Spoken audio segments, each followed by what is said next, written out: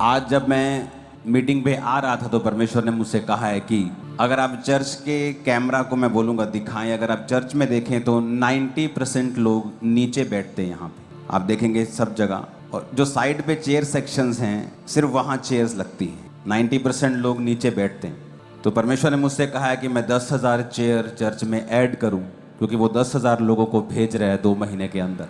तो चेयर से ही क्या लोग आएंगे? नहीं, एक्स्ट्रा प्लेस बनाकर मैं अपने फेथ को, अपने डेरे के पटों को चौड़ा करूंगा और परमेश्वर उसे भरेगा। कई बार आप परमेश्वर की ओर देखते हैं और परमेश्वर को बोलते हैं, परमेश्वर अपने हेवन को मेरे लिए ओपन कर दे, मेरे बिजनेस के ऊपर अपना स्वर्ग खोल, मेरी सेवकाई के ऊपर स्वर्ग खोल। मेरी सेवकाई उस सेवकाई की तरह फलवंत क्यों नहीं है? और हम बाइबल को भूल जाते हैं कि बाइबल में कभी भी अपने आप स्वर्ग नहीं खुला। स्वर्ग खोलना पड़ता है अपने डिसीजन से, अपने विश्वास से, अपने विश्वास के कदमों से खुदा को खुश करके। चाहे प्रभु यीशु मसीह उसका एक लौता पुत्र था और धरती पे आया, अपने माता पिता के वश में रहा, ये जानते हुए कि इन सबको मैंने बनाया है, फिर भी वो अपने माता पिता के वश में रहा। 12 साल की उम्र में प्रभु यीशु मसीह को मालूम था कि उसे अपने पिता के घर में यानी यहोवा के भवन में रहना जरूरी है, लेकिन वचन कहता है फिर भी वो अपने माता पिता के वश में था। फिर भी हेवन ओपन नहीं हुआ, लेकिन बाइबल कहती है जब वो वचन को मानता ही चला गया और वचन को पूरा करता चला गया, और जिस दिन प्रभु यीशु मसीह ने बपतिस्मा लिया, लिखा स्वर्ग खुला और आसमान से कबूतर की नाई पवित्र आत्मा उतरा और आकाशवाणी हुई कि ये मेरा प्रिय बेटा है, मैं इससे बहुत खुश हूं। तो स्वर्ग अपने आप नहीं खुला, परमेश्वर के विश्वास ने उस स्वर्ग को ओपन किया। प्रभु यीशु मसीह के वचन पे लगातार चलने के कारण, पिता को खुश करने के कारण, और पिता ने ये वचन बोला कि ये मेरा प्रिय बेटा है, मैं इससे बहुत प्रसन्न हूं। अपने आप स्वर्ग नहीं खुला, बल्कि स्वर्ग को ओपन किया गया विश्वास के द्वारा। कई बार आप वेट करते हैं, परमेश्वर कब तू मेरी जिंदगी के ऊपर बरकत देगा, कब तू मेरी जिंदगी के ऊपर आशीष देगा, और हम ये बात भूल जाते हैं कि परमेश्वर ने कुछ विश्वास के कदमों को हमें लेने के लिए बोला है और वचन पे चलने के लिए बोला है। वचन में लिखा है कि धार्मिकता के लिए मन से विश्वास किया जाता है और उद्धार के लिए मुंह से अंगीकार किया जाता है। यानी अगर तुझे धार्मिकता चाहिए, परमेश्वर के सामने तू धर्मी होना चाहता है, तो मन से विश्वास करके प्रभु यीशु मसीह तेरा उद्धार करता है। लेकिन उसने ये कहा अगर तू उद्धार चाहता है तो तुझे मुंह से अंगीकार करना पड़ेगा। उद्धार कौन सा? मैं आपको ये सिखा चुका हूं कि बाइबल सिर्फ आत्मिक उद्धार के बारे में बात नहीं करती, बाइबल सिर्फ स्वर्ग जाने के बारे में बात नहीं करती। उद्धार का मतलब शारीरिक उद्धार भी है। सबसे पहला उद्धार और इंपॉर्टेंट उद्धार वो है आत्मा का। अनंत जीवन को तुम पाओगे जब तुम प्रभु यीशु मसीह को मुंह से अपना उद्धार करता ग्रहण करोगे। उसके बाद आपका उद्धार आता है शरीर का, आपकी हीलिंग। उद्धार आता है परिवार का, उद्धार आता है फाइनेंस का, उद्धार आता है देश का। देश का भी उद्धार बाइबल में लिखा हुआ है। उद्धार को जब आप इब्रानी भाषा में, यूनानी भाषा में पढ़ते हैं, तो जब वचन ये कहता है कि अगर तुझे छुटकारा चाहिए, उद्धार चाहिए, तो मुंह से क्या करना पड़ेगा? अंगीकार करना पड़ेगा। अगर तुम ये अंगीकार कर रहे हो कि ये दुष्ट आत्मा मेरे जीवन में 35 साल से है, तो तुम अंगीकार कर रहे हो। अगर अंगीकार करने से तुम्हारी हीलिंग हो सकती है, तो अंगीकार करने से शैतान भी तुम्हारी जिंदगी में आ सकता है।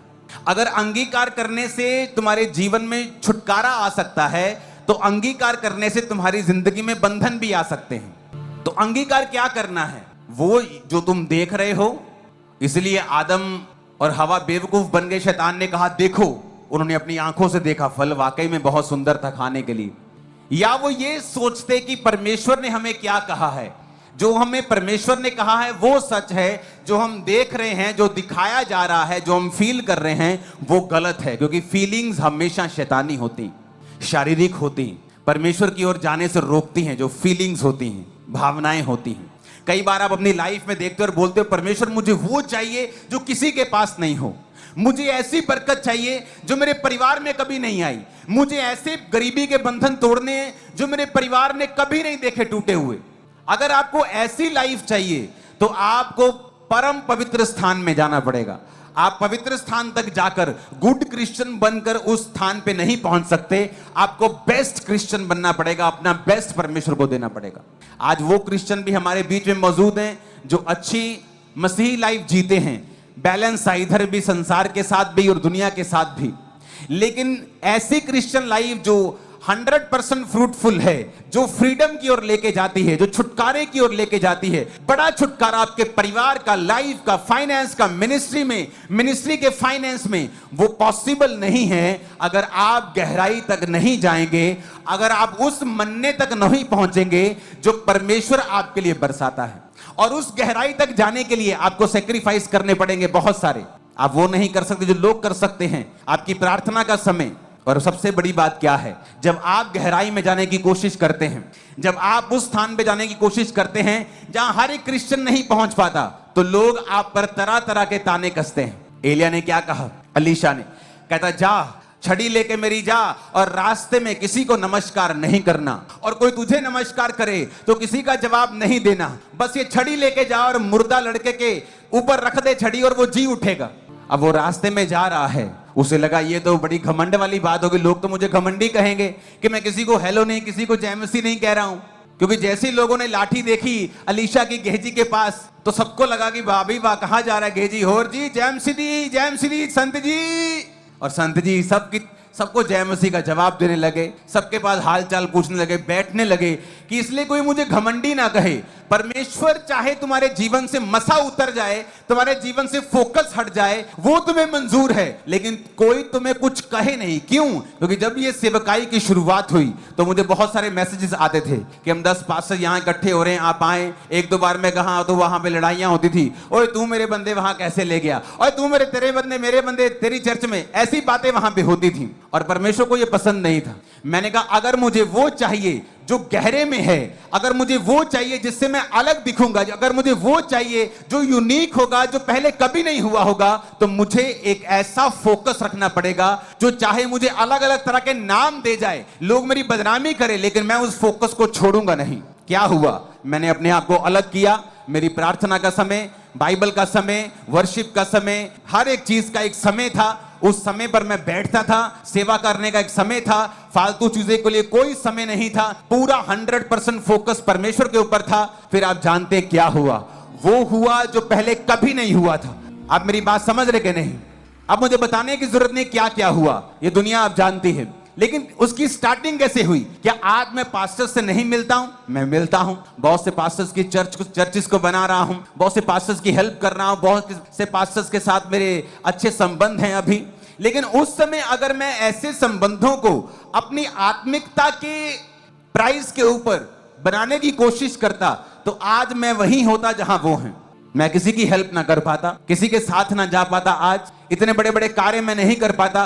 तो कई बार जब परमेश्वर आपको फोकस रखने के लिए बोलता है, तो लोग आपको बोलेंगे, ले अभी तू तो हूं लागी हो गया, तू आंदा ही नहीं। आपके दोस्त आपसे नाराज होंगे, आपका परिवार नाराज होगा, आपके रिश्तेदार नाराज होंगे। पर आपको यह डिसाइड करना है कि आपको क्या वो चाहिए, कि जो बंधन आपके परिवार में सालों से है, जो गरीबी का, जो बीमारी आपको सालों से नहीं छोड़ के जा रही, क्या वो रिश्तेदार, क्या वो दोस्त आपको उस बीमारी से आजाद कर सकते हैं? नहीं। क्या वो आपको छुटकारा दे सकते हैं? नहीं। तो फिर क्यों उन लोगों की परवाह करना, और क्यों नहीं अपने फोकस को 100% लगा के रखना? जब गेहजी को पसंद तो नहीं आया कि यार सभी को जय मसीह नहीं बोलूंगा, सबको ये बोलूंगा नहीं, तो लोग तो नाराज हो जाएंगे। लेकिन जब लोगों को खुश करता करता नीचे लड़के के पास पहुंचा, तो कोई रिजल्ट नहीं था। आज लोगों की सेवकाइयों में कोई रिजल्ट नहीं आता, उनकी पर्सनल लाइफ में रिजल्ट नहीं आता, फाइनेंशियल लाइफ में क्रिश्चियन लोगों की रिजल्ट नहीं आता। क्यों?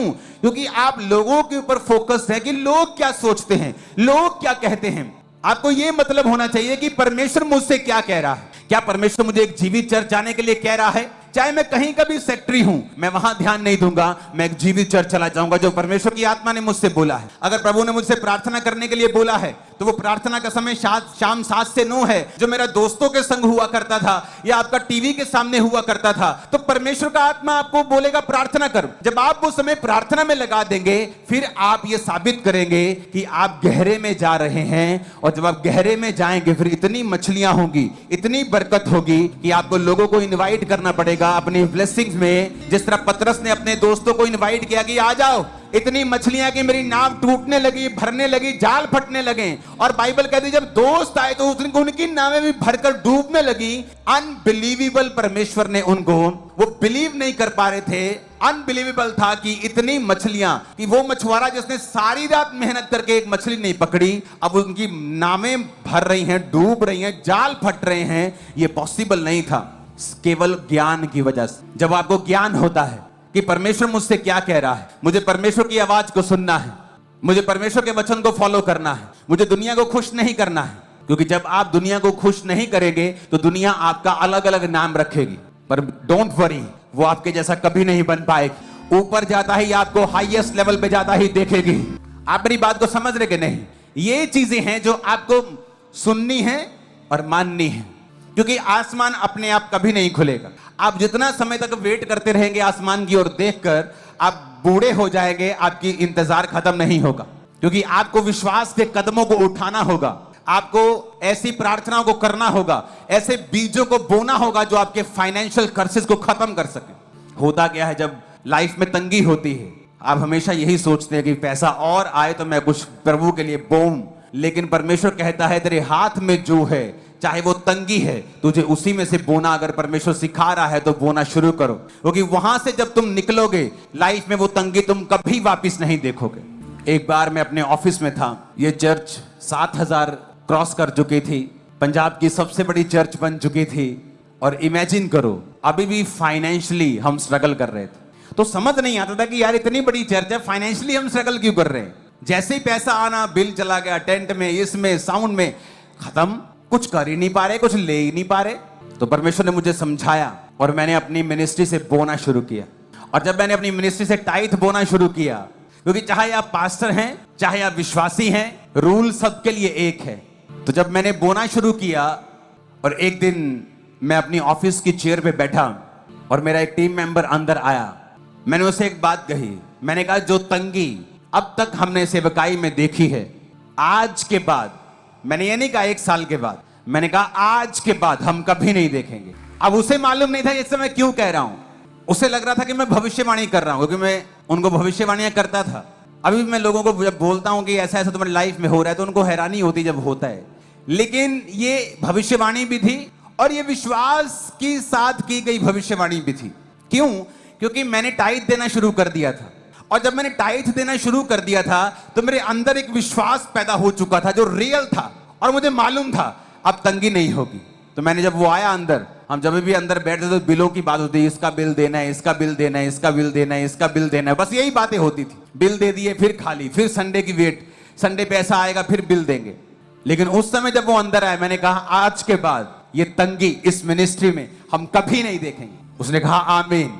लेकिन उसे मालूम नहीं था कि मैं क्यों कह रहा हूं, क्योंकि मैंने टाइथ देना शुरू कर दिया था और मेरे अंदर एक विश्वास पैदा होना शुरू। सामर्थ बहुत थी, लंगड़े चल रहे थे मिनिस्ट्री में, धूम मच रही थी, दुष्ट आत्माएं निकल रही थी, लेकिन वचन एक ही है मेरे लिए भी, आपके लिए भी। मैं बोने में, पर्सनल लाइफ से मैं बोता था, लेकिन मिनिस्ट्री में बोने में मैं वफादार नहीं था। और उसके बाद क्या हुआ, जैसे मैंने बोना शुरू किया, अंदर एक फेथ आया और मैंने कहा अब ऐसा कभी नहीं होगा। ऐसा नहीं कि लोग बढ़ गए अगले संडे, कुछ ऐसा नहीं हुआ, सेवकाई वैसी चलती रही। लेकिन उस दिन के बाद वो भी इस बात का गवाह है और मैं भी, हमने कभी तंगी नहीं देखी। और हमने ग्रो किया, जगहें ली, लैंड ली, बहुत कुछ किया, उस वजह से कि जो वचन में लिखा है। क्योंकि मैं चर्च से तनख्वाह नहीं लेता था तो मुझे अपनी परवाह नहीं थी। बहुत कम लोग फुल टाइम सेवा में थे उस समय टीम में, तो कोई तनख्वाह भी इतनी ज्यादा नहीं थी। लेकिन तब भी बरकत नहीं थी, क्योंकि परमेश्वर का वचन हमें कहता है अगर हमें छुटकारा चाहिए तो हमें गहराई में जाना पड़ेगा, वचन की गहराई में जाना पड़ेगा, हमें और अधिक अंदर जाना पड़ेगा। 2 तरह के क्रिश्चियन हैं, एक है बेबी क्रिश्चियन, बच्चे क्रिश्चियन, जिनकी आत्मिक जिंदगी बच्चे की तरह है, और एक है जो जवान हो चुके हैं। पौलुस बार बार ये कहता है कि जब तुम बच्चे हो, तुम्हें वचन के भेदों की समझ नहीं है, तुम्हें सिर्फ दूध पीना आता है, तुम अन्न नहीं खा सकते क्योंकि तुम उसे पचा नहीं सकते, अभी भी तुम स्ट्रगल करते हो। प्रार्थना छोड़ दी, प्रार्थना कर ली, कभी टाइथ दे दिया, कभी रह गया, कभी खर्चा आ गया, कभी रोजा रख लिया, कभी छोड़ दिया, कभी पाप कर लिया। परमेश्वर ने कहा अभी तुम बच्चे हो, क्योंकि जो बड़े हो गए हैं, जिनकी ज्ञान इंद्रियां अभ्यास करते करते पक्की हो गई हैं, जिन्हें पता है कि ये पाप है व्यभिचार। शैतान तुम्हें कुछ भी कहे, कुछ भी तुम्हारे पास एक्सक्यूज हो, तुम्हें पता है वो पाप है और तुम वहां पे नहीं जाओगे, तुम बच जाओगे। तुम्हारी ज्ञान इंद्रियां अभ्यास करते करते पक्की हो गई है, इसका मतलब तुम जवान हो गए हो।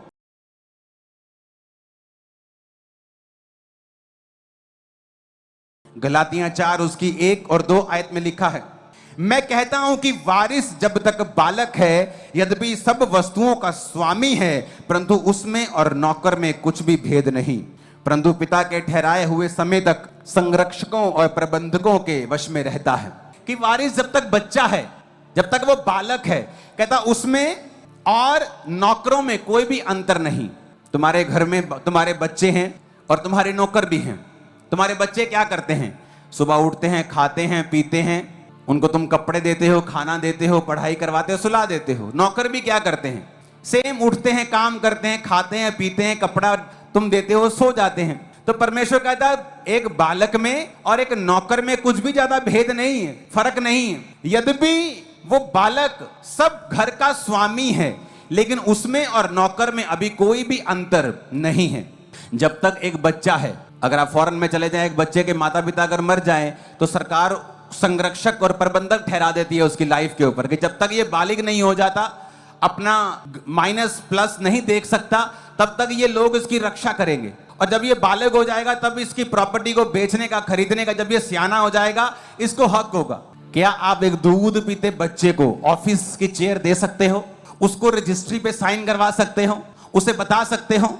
वो तो फिर ये वाली बात हो जाएगी जो आप अपनी स्क्रीन पे देखेंगे कि बच्चा दूध पी रहा है और साथ में साइन कर रहा है, अपनी ऑफिस पे बैठा है। ऐसा हो सकता है क्या कि आप दूध पी रहे हैं और साथ में आपने सूट वूट डाला और ऑफिस की चेयर पे बैठे साइन कर रहे हैं और सारी टीम संभाल रहे हैं? क्या ऐसा हो सकता है कि आप मीटिंग ले रहे हैं अभी आपके, लेकिन दूध की बोतल आपके मुंह में ही है, लेकिन आप अपनी बाप के ऑफिस की मीटिंग? क्या ऐसा हो सकता है? सेम परमेश्वर आपको ऐसा ही देखता है। जब आप प्रभु से कहते हो मुझे बड़ा चर्च चाहिए, मुझे बड़ी बरकत चाहिए, मुझे बड़ी आशीष चाहिए, परमेश्वर कहता है आत्मा तुम्हें, बेटा तू भी बालक है, तू ये संभाल नहीं पाएगा अगर मैं तेरी लाइफ में इतना दे दूं तो। लेकिन अगर तू बड़ा हो जाएगा तो ये सब चीजें अपने आप बाप तेरे कंट्रोल में दे देगा और तुझे किसी चीज के लिए भीख मांगने की या रोने और चिल्लाने की जरूरत नहीं पड़ेगी। कितने मेरी बात को समझ रहे हैं? इस फोटो को देखो, क्या ऐसा हो सकता है? हाँ, दिखाते जाओ फोटोज। क्या ऐसा हो सकता है क्या जब आप अपनी हैसियत से ज्यादा मांगते हैं, जिसे आप हैंडल नहीं कर सकते, तो परमेश्वर इसी तरह से आपको देखता है और हंसता है कि देखो बेबी के हाथ में दूध की बोतल है और बेबी बड़ी बड़ी चीजों को मांग रहा है। आपका छोटा बच्चा जितनी मर्जी रो रहा और बोले पापा मुझे फेरारी कार ही चाहिए, मुझे यही चलानी है, आप उसे नहीं देते क्योंकि आपको मालूम है ये एक्सीडेंट कर देगा।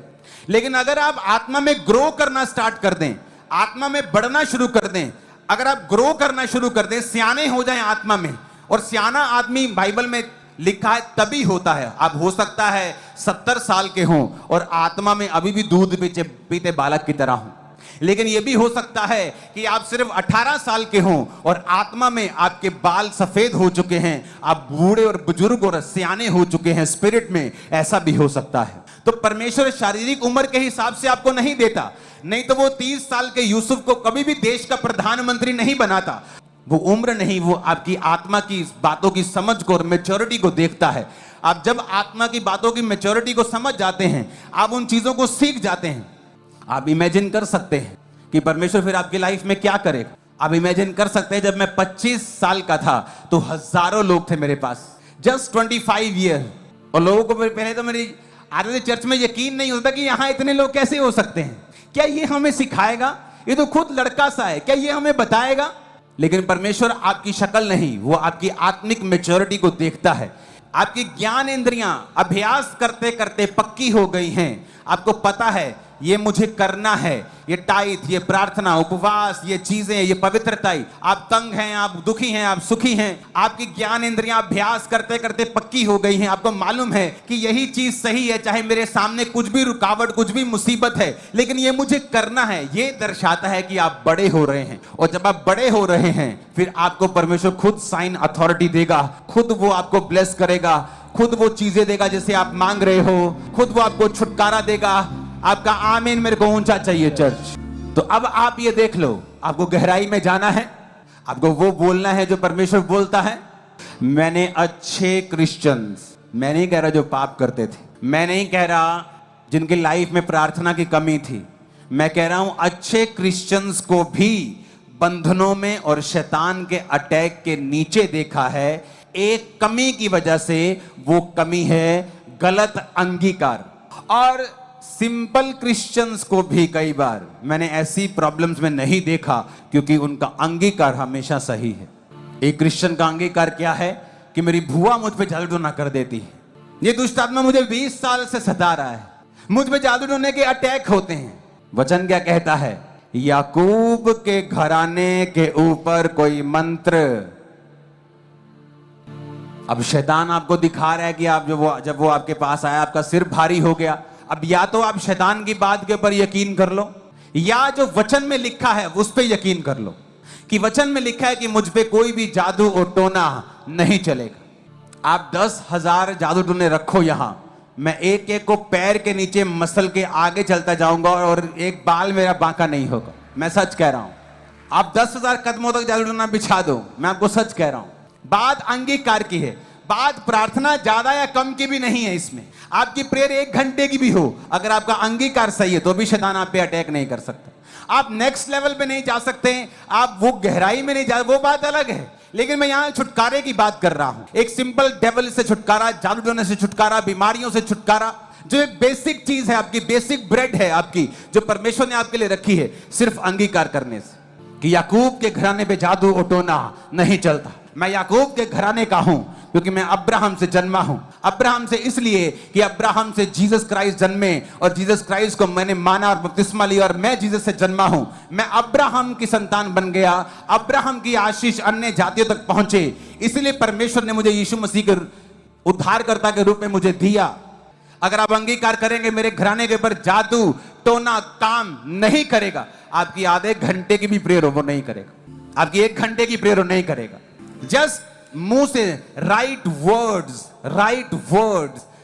वर्ड्स, अंगीकार, मुंह से सही शब्दों को निकालना। जब आप प्रभु की महिमा नहीं करते, आप शैतान की महिमा करते हैं, क्योंकि न्यूट्रल कुछ नहीं है। या तो आप शैतान के हो या तो आप परमेश्वर के हो। आप नहीं कह सकते ना मैं परमेश्वर का हूं ना मैं शैतान का हूं। आप न्यूट्रल नहीं रह सकते। या तो आप संसार के हो या परमेश्वर के हो, या शैतान के हो या परमेश्वर के हो, या तो खुदा की महिमा कर रहे हो। अगर खुदा की महिमा नहीं कर रहे हो तो वहां शैतान की महिमा कर रहे हो। कितने लोग हैं जो शैतान की महिमा कर रहे हैं? जब आप ओपनली लाइव होकर बोलते हैं फलाने पास्टर को बुलाया, मेरा बेटा मर गया, आप शैतान की महिमा कर रहे हैं। आप खुदा के नाम को ग्लोरीफाई नहीं कर रहे। और खुदा आपको बढ़ाता इसीलिए है जब आप उसके नाम को ग्लोरीफाई करते हैं। सिचुएशन क्या है कोई मायने नहीं करता। पौलुस और सिलास बंधे हुए, पांव काठ में कीलों के साथ ठोके हुए और रात को वर्शिप कर रहे, भजन गा रहे हैं, यहोवा तू भला परमेश्वर। और भजन बाइबल कहती कैदी उनकी सुन रहे थे कि ये कैसे लोग हैं, मरे हुए, खून निकले हुए, पीटे हुए, दुखी लोग, और कह रहे हैं यहोवा भला है। और बाइबल कहती रात को ही परमेश्वर ने उस जेल की बंधनों को तोड़ दिया, नींव को हिला दिया और आजाद कर दिया था एक रात में ही। क्यों? ग्लोरीफाई किया गॉड को, खुदा के नाम को महिमा दी। आपके साथ कुछ गलत भी हो जाए तो भी आप खुदा के नाम को नीचा नहीं कर सकते। आप जब खुदा के नाम को ग्लोरीफाई करेंगे, अपने मुंह से खुदा के वचन को बोलेंगे, आप वो नहीं बोलेंगे जो शैतान कह रहा है, जो शैतान ने किया, आप वो कहेंगे जो वचन कहता है। आपको फीलिंग आए उस वचन को बोलने की, चाहे ना आए। अपनी बीमारी को लेकर ये बोलेंगे मैं बीमार हूं, या आपका अंगीकार ये है कि उसके कोड़े खाने से मैं चंगा हो चुका। आप अगर बोलते रहेंगे चंगाई को आना होगा। अगर आप वेट करेंगे कुछ हो, आसमान देखेंगे ऊपर कि कुछ हो नहीं रहा, तो अपने आप कुछ नहीं होगा। आपको कुछ करना होगा कि आसमान खुले। 12 साल की लहू बेमली औरत ने कहा अगर मैं उसके पलड़े को ही छू लूंगी, वस्त्र के छोर को ही छू लूंगी तो चंगी हो जाऊंगी। जबकि भीड़ परमेश्वर को छू रही थी, लेकिन प्रभु ने कहा किसी ने विश्वास के साथ मुझे छुआ, वो हेवन उसके ऊपर हीलिंग का ओपन अपने आप नहीं हुआ, उस औरत के विश्वास ने उसको किया। आप इमरजेंसी सेक्शन में बैठे हैं, आप पीछे बैठे, इधर बैठे, उधर बैठे, बीमार हैं और सोच रहे आज शायद कुछ हो जाए। ऐसा कभी नहीं होगा। आपको विश्वास के शब्दों को बोलना पड़ेगा, आपको वचन को कबूल करना पड़ेगा, अंगीकार करना पड़ेगा, आपको विश्वास परमेश्वर को दिखाना पड़ेगा। हेवन आपके लिए ओपन होगा। आमीन। ऊंचा चाहिए चर्च। अब आप देख लो, अपनी आत्मा में बालक रहना है, परम पवित्र स्थान तक नहीं पहुंचना, गहराई तक नहीं जाना, गहरे में नहीं जाना, तो आपकी मर्जी है। लोगों को खुश करना है, प्रेशर के नीचे जीना है, या आपको परमेश्वर को प्रसन्न करना है? अगर आपको वो चाहिए जो परमेश्वर ने एक आपके लिए मास्टर प्लान रखा है, तो आपको परमेश्वर की गहरी नॉलेज के नीचे और ज्ञान के नीचे निकलना पड़ेगा। आप प्रार्थना मिस नहीं कर सकते, आप रोज बाइबल मिस नहीं कर सकते। आप वैसे ही बाइबल नहीं पढ़ेंगे तो आप जितने मर्जी अच्छे क्रिश्चियन हो, आपके अंदर एक अजीब सी बेचैनी हमेशा रहेगी। आप प्रार्थना नहीं करेंगे, आप जितने मर्जी बड़े क्रिश्चियन, अच्छे क्रिश्चियन हो, आपके ऊपर अटैक हमेशा रहेंगे। आप फास्टिंग नहीं करेंगे, आप नोटिस करेंगे कि आपका शरीर, आपकी भूख, आपकी इच्छा, आपकी जो शारीरिक तलब है वो हमेशा आप पर हावी है। आप टाइट नहीं देंगे, आप देखेंगे हमेशा आप स्ट्रगल कर रहे हो फाइनेंस में, स्ट्रगल खत्म ही नहीं हो रहा। आने वाले समय अच्छे नहीं है दुनिया के लिए, और डार्क हैं, और डार्कर हैं, और डार्केस्ट हैं। आपको जस्ट न्यूज आया करेंगी, वो देश लुट गया, खत्म हो गया, करेंसी खत्म हो गई, देश लुट गया, खत्म, बर्बाद हो गए। जस्ट न्यूज आया करेंगी आप, एकदम से देश की इकोनॉमी ब्लास्ट, खत्म। एक वचन को मैं आपके सामने पढ़ूंगा। मैं ये चाहता हूं कि ये दानियेल 11 उसकी 32 आयत, और जो लोग दुष्ट होकर उस वाचा को तोड़ेंगे उनको वे चिकनी चुपड़ी बातें कह कह कर भक्तिहीन कर देगा, परंतु जो लोग अपने परमेश्वर का ज्ञान रखेंगे वो हियाव बांध कर बड़े बड़े काम करेंगे। प्रैक्टिकल ज्ञान की ये बात कर रहा है, वो ज्ञान जो आपको प्रैक्टिकली मालूम है, जो वचन के बीच से आपको सिखाया गया है। अगर आप उस ज्ञान को रखेंगे तो लिखा आप बड़े बड़े काम करेंगे। क्या आप नहीं चाहते परमेश्वर का वचन प्रैक्टिकली आपकी लाइफ में पूरा हो? जो आपको प्रीच किया जाता है, जो आप दूसरों के लाइफ में होता हुआ देखते हैं, आपकी लाइफ में भी वो पूरा हो, तो आपको परमेश्वर के साथ अपने पर्सनल रिलेशनशिप बनाकर आपको परमेश्वर के वचन की गहराई में जाना होगा।